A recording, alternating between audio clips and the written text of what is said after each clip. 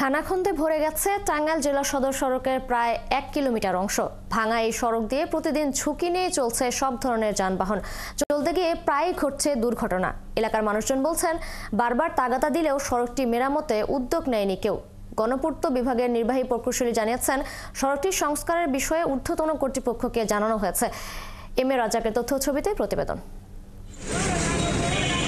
৮ বছর আগে নির্মাণ হওয়া সড়কটির বেশিরভাগ এলাকায় উঠে গেছে ইট পাথর, তৈরি হয়েছে বড় বড় গর্ত। এতে ঝুঁকি নিয়েই প্রতিদিন চলাচল করছে বিভিন্ন যানবাহন।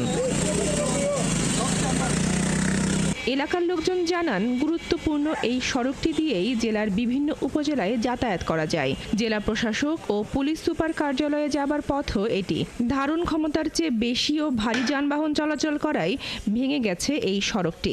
দীর্ঘ ২-৩ বছর যাবৎ এই অবস্থায় দেখতে পাচ্ছি, এবং বর্ষাকালে বিশেষ করে যখন বৃষ্টিপাত ঘটে তখন এখানে জলাবদ্ধতা দেখা যায়। এখানে সবসময় ময়লা আবর্জনা বা বেদর কেদা পানি সবসময় থাকে জমা, মানুষের চলাচলে অনেক কষ্ট। খুব নিম্নমানের কাজ করা হয়েছে। ঠিকাদারদের বারবার বলা সত্ত্বেও তারা এদিকে কোনো পদক্ষেপ নেয় নাই।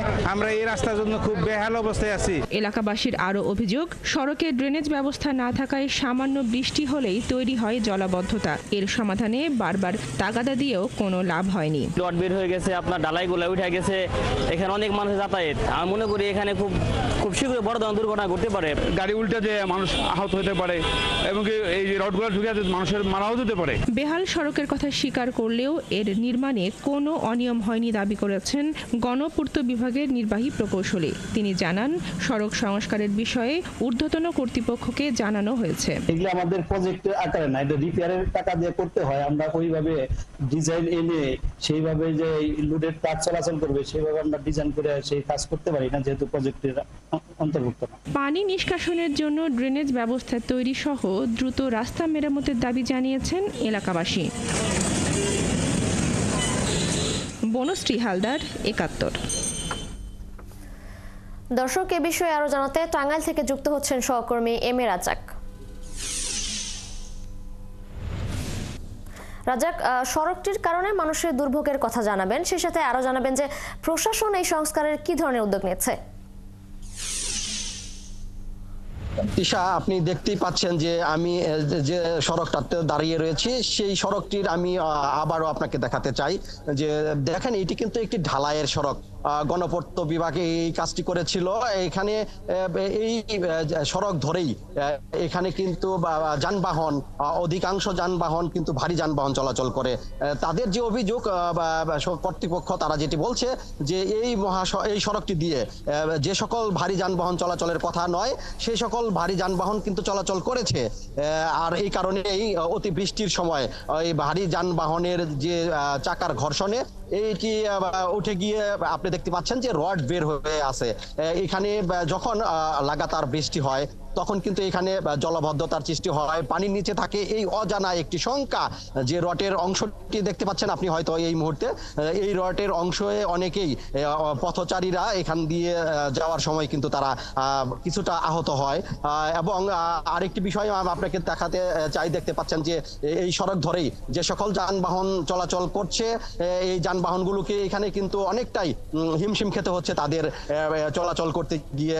এখানে তাদেরকে অনেকটাই সতর্কতা অবলম্বন করতে হয়, এবং গাড়ির যে স্বাভাবিক গতি সেই গতিও কিন্তু থাকেন না, যে কারণে যানবাহনের চালকরা প্রতিদিন এখানে দুর্ভোগ হয়। আপনাকে যদি আমি জানিয়ে রাখি তিশা, এটি জেলা শহরের একটি অন্যতম ব্যস্ত সড়ক। এই কারণেই আমি বলতে চাচ্ছি যে এটি এখানে জেলা প্রশাসকের কার্যালয়, পুলিশ সুপারের কার্যালয়, এবং এখানে একটি কোর্ট মানে জেলা জজের কার্যালয় রয়েছে, এখানে কোর্ট প্রাঙ্গণ।